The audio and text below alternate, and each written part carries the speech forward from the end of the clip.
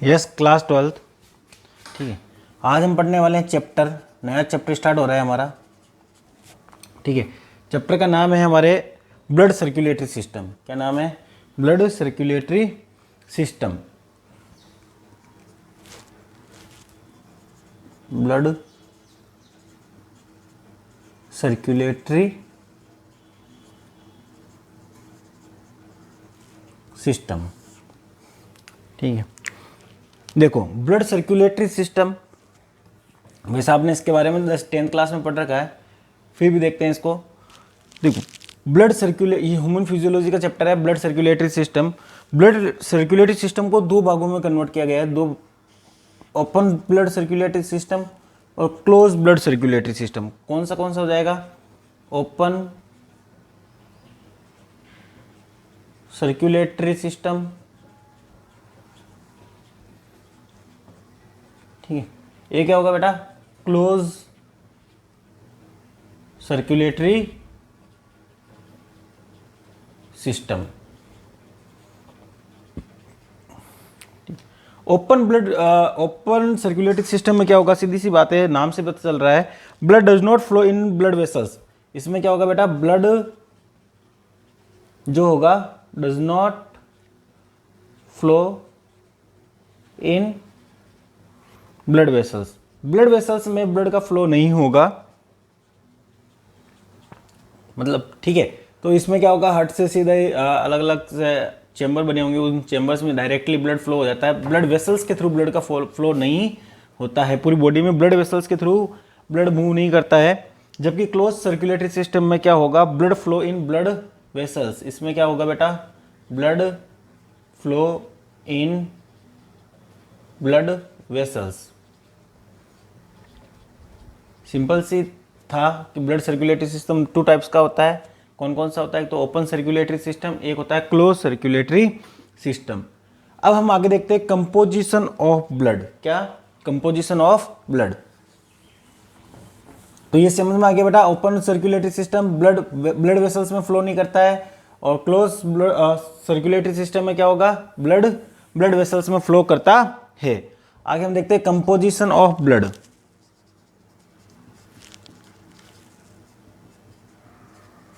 Composition of blood का मतलब क्या हो गया कि ब्लड किस किस से मिलकर बना है। ठीक है, ब्लड में क्या क्या चीजें प्रेजेंट है। तो ब्लड में देखेंगे, एक तो होता है प्लाज्मा, ठीक है, एक होता है ब्लड सेल्स। क्या होता है बेटा? Blood cells. लगभग 55% तो प्लाज्मा होता है, और ब्लड सेल्स कितनी होती है? 45% क्या होती है? हमारे ब्लड सेल्स होती है। अब हम प्लाज्मा की बात करें तो ये येलो एल्कलाइन फ्लूइड होता है। क्या होता है? हल्का येलो एल्कलाइन फ्लूइड। नहीं, और इसमें देखो येलो एल्कलाइन फ्लूइड है, इसमें क्या है? वाटर कितना परसेंट है? वाटर है 90%। ठीक, और आगे इनऑर्गेनिक एंड ऑर्गेनिक सब्सटेंस होते हैं, वो 10%। ठीक है, तो हम बात करेंगे, यस देखो कंपोजिशन ऑफ ब्लड देख रहे थे हम, उसमें क्या प्रेजेंट होता है? एक तो देखो ब्लड में प्लाज्मा प्रेजेंट होता है, और एक प्रेजेंट होता है ब्लड सेल्स। क्या प्रेजेंट होती है? Blood cells. प्लाज्मा कितना परसेंट होता है? 55% प्लाज्मा होता है। अब प्लाज्मा होता क्या है? एक्चुअली ये होता है येलो एल्कलाइन फ्लूइड होता है। ठीक है, प्लाज्मा का खुद का कंपोजिशन है, उसमें तो 90% तो क्या है बेटा? वाटर है प्लाज्मा के अंदर, और 10% इनऑर्गेनिक और ऑर्गेनिक और इनऑर्गेनिक सब्सटेंस प्रेजेंट होते हैं, 10%। ठीक है, तो ये 90% वाटर और 10% ऑर्गेनिक और इनऑर्गेनिक सब्सटेंस मिला के क्या बनाते हैं? हमारे प्लाज्मा बनाते हैं। ठीक, इसके बाद हम देखते हैं कि ब्लड सेल्स कौन सी होती है? हमें पता है आरबीसी, डब्ल्यूबीसी एंड प्लेटलेट्स। क्या प्रेजेंट होते हैं बेटा?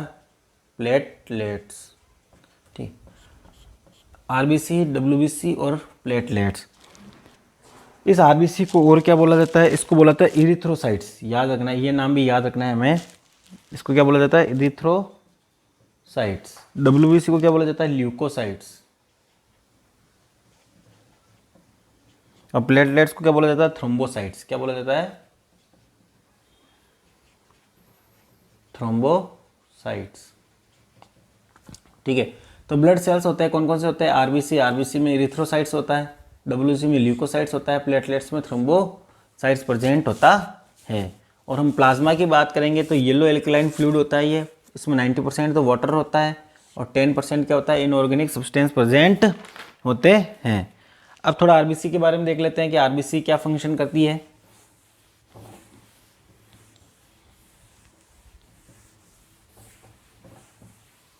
हम देखते हैं आरबीसी।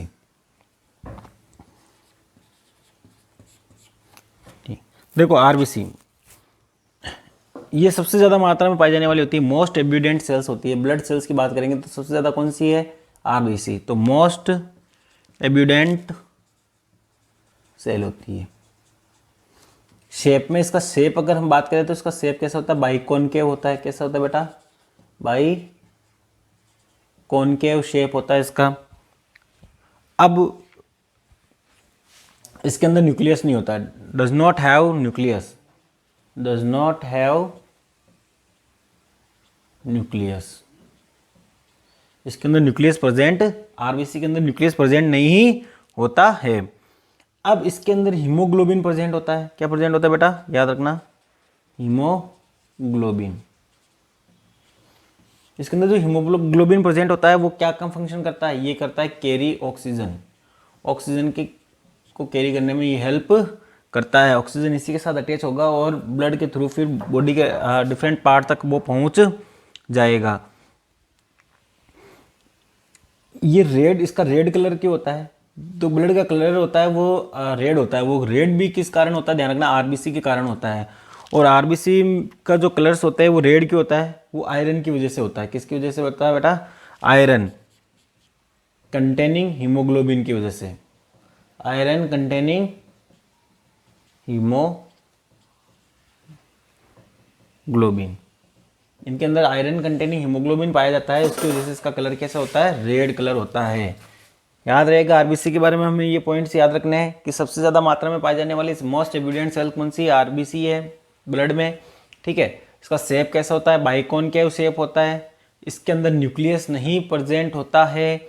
इसके अंदर हीमोग्लोबिन प्रेजेंट होता है जो ऑक्सीजन के कैरी करने में हेल्प करता है। इसका जो कलर होता है वो रेड होता है, वो आयरन कंटेनिंग हीमोग्लोबिन की वजह से इसका कलर कैसा होता है? रेड होता है। अब हम एक बात करते हैं डब्ल्यूबीसी की। किसकी?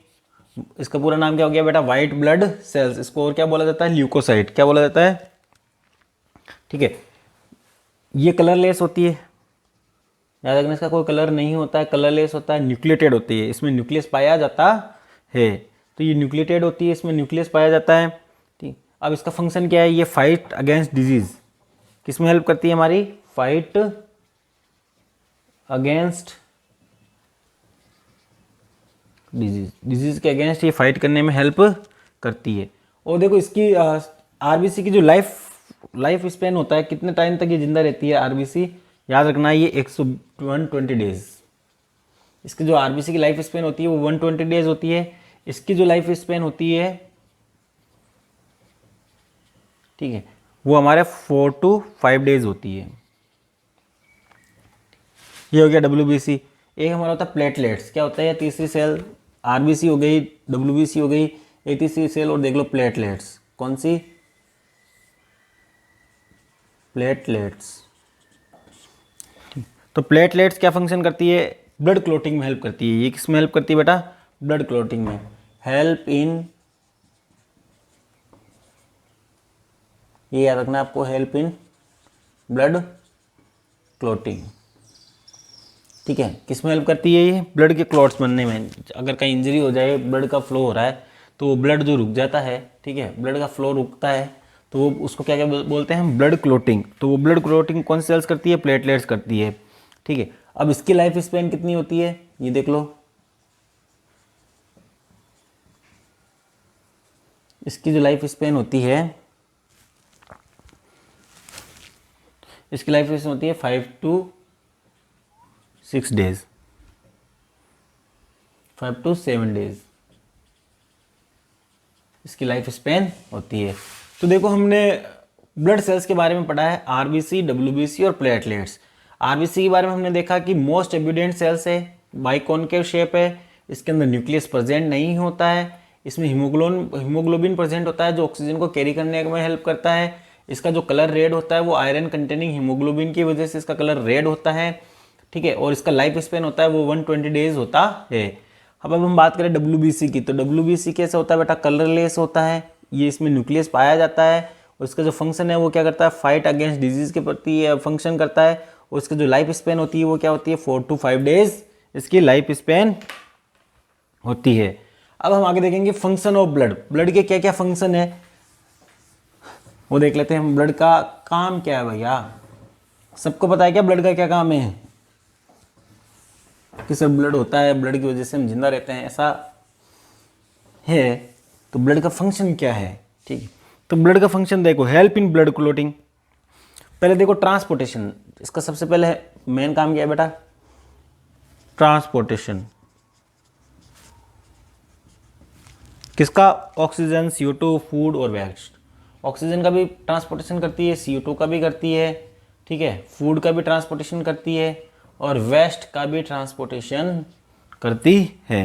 जो यूरिन होता है वो ब्लड में तो होता है, और फिर किडनी क्या करती है, ब्लड में से यूरिन को अलग फिल्टर करने का काम करती है। किडनी क्या करती है, ब्लड में से यूरिन को फिल्टर करने का काम करती है। तो यूरिन है किस में, ब्लड में, ठीक है। और क्या काम करता है ये, regulation of, help in blood clotting, help in blood clot बनाने में हेल्प करता है,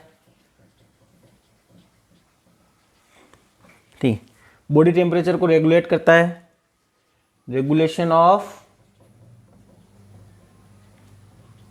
बॉडी टेम्परेचर,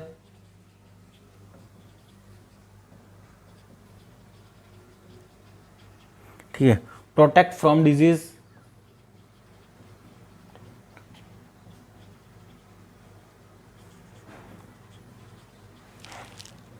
ठीक है। हेल्प इन वाटर बैलेंस,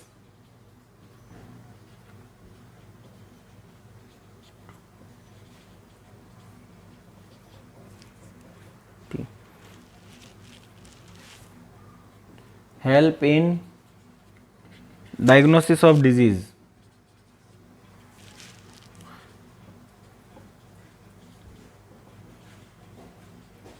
ठीक है। कोई डिजीज है तो उसको भी डायग्नोसिस करने में कौन हेल्प करेगा, ये ब्लड ही हेल्प करने वाला है। तो ये सारे क्या फंक्शन हो गए बेटा, transportation of oxygen and CO2, food waste, ठीक। Help in blood clotting, body temperature को रेगुलेट करते हैं, डिजीज से प्रोटेक्ट करते हैं, वाटर बैलेंस में हेल्प करते हैं और डिजीज के डायग्नोसिस में हेल्प करते हैं। ये सब किसके फंक्शन हो गए हमारे, ब्लड के, किसके हो गए, ब्लड के। अब आगे एक मेन इंपॉर्टेंट टॉपिक और देख लेते हैं, ब्लड ग्रुप। क्या देख लेते हैं, ब्लड ग्रुप। ब्लड ग्रुप कौन कौन से होते हैं वो देख लेते हैं। देखो ब्लड ग्रुप, ठीक है। तो सबसे पहले ध्यान रखना है कि ब्लड ग्रुप की जो खोज किसने की थी, सबसे पहले ब्लड ग्रुप की खोज किसने वाला था, लैंड स्टीनर। कौन था, लैंड स्टीनर, ठीक है। इन्होंने जो ब्लड ग्रुप खोज किया उसका क्या नाम दिया, ABO ब्लड ग्रुप। क्या नाम दिया बेटा, ABO ब्लड ग्रुप, ठीक। तो ब्लड ग्रुप कौन कौन से होते हैं वो देखो, A ब्लड ग्रुप होता है, एक B ब्लड ग्रुप, एक AB ब्लड ग्रुप और एक O ब्लड ग्रुप होता है, ठीक है। कौन कौन से ब्लड ग्रुप होते हैं बेटा, एक तो A, एक B, एक AB और एक O ब्लड ग्रुप होता है। अब देखो ये ब्लड ग्रुप है, ठीक है, ये तो हो गया हमारे ब्लड ग्रुप। कौन कौन से ब्लड ग्रुप होते हैं, 4 तरह के होते हैं, A, B, AB और O। अब इसमें एंटीजन कौन कौन से पाए जाते हैं, देखो A ब्लड ग्रुप में A ही एंटीजन पाया जाता है, B ब्लड ग्रुप में B एंटीजन पाया जाता है, ठीक है। AB में A और B दोनों एंटीजन पाए जाते हैं, A एंड B दोनों एंटीजन पाए जाते हैं और इसमें एंटीजन प्रेजेंट ही नहीं होता है। अब देखो कोई व्यक्ति है उसका ब्लड ग्रुप A है, हम कह रहे हैं कि कोई पर्सन है, ठीक है, 1 नंबर कोई पर्सन है, ठीक है, उसका ब्लड ग्रुप A है, ठीक है। और कोई दूसरा व्यक्ति है उसका ब्लड ग्रुप B है।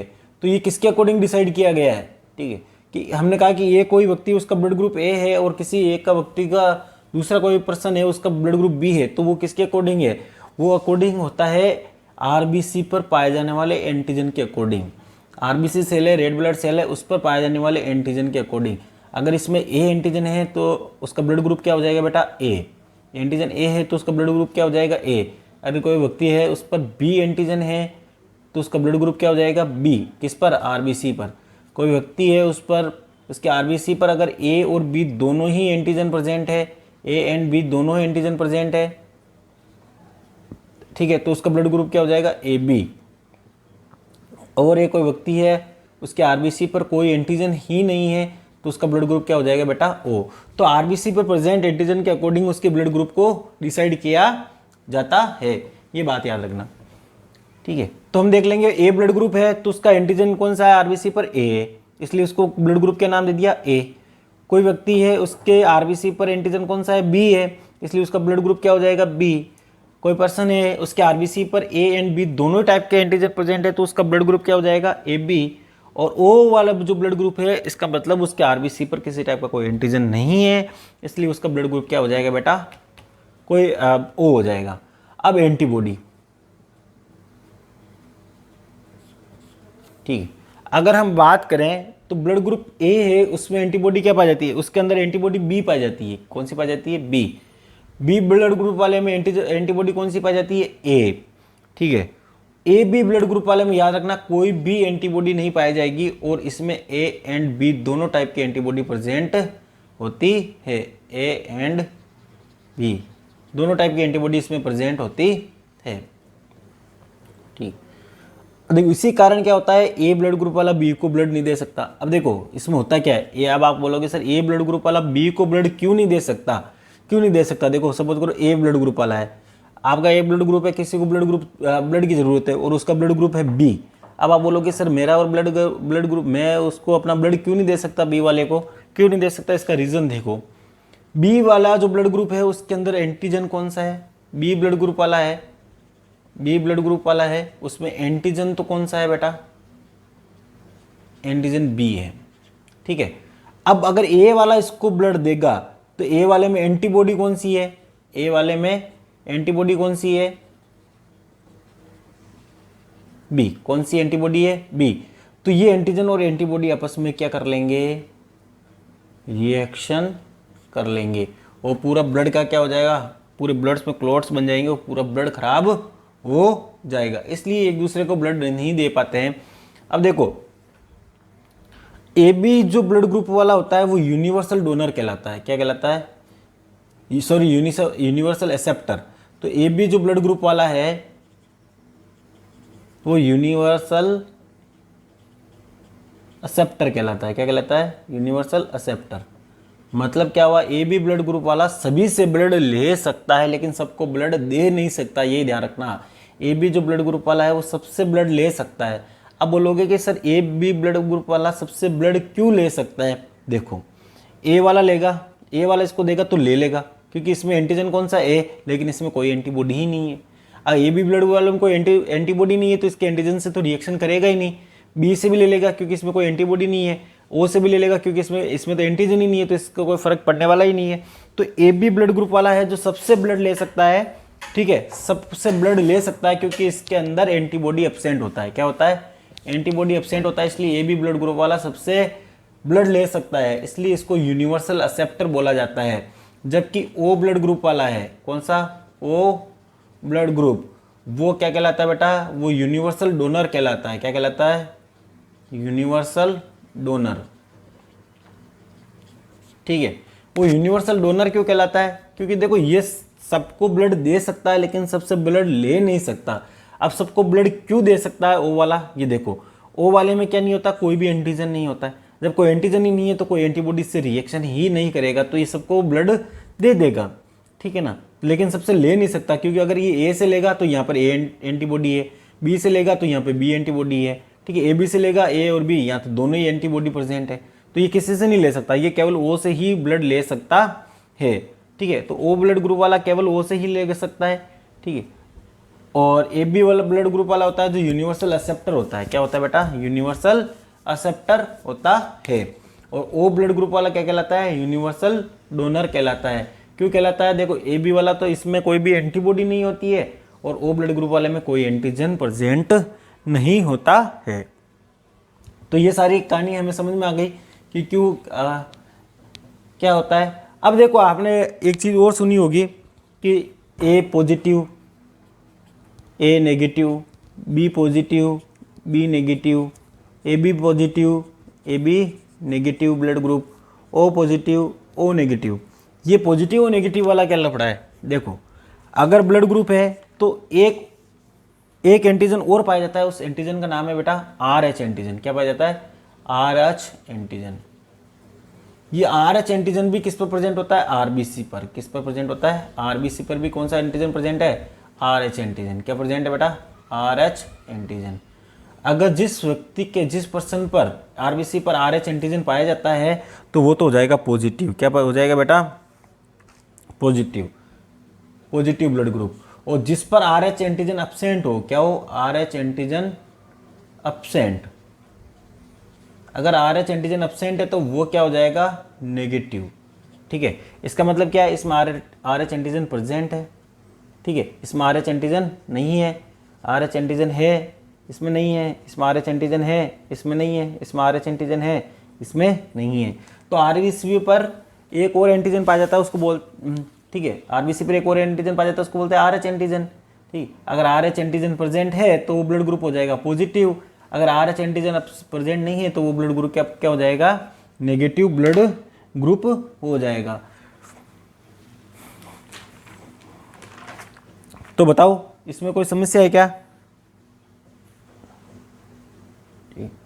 अब देखो इसके लिए एलील कौन कौन से होते हैं, 3 एलील होते हैं। ठीक है, एक तो होता है आई ए, एक आई बी और एक आई।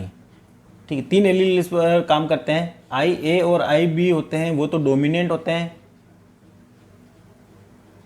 ठीक है, आई होता है जो रिसेसिव होता है। कैसा होता है बेटा,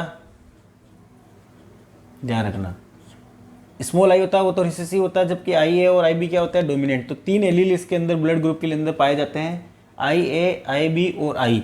इसके एलील भी हम देख लेते हैं कि कौन कौन से एलील पाया जाएगा।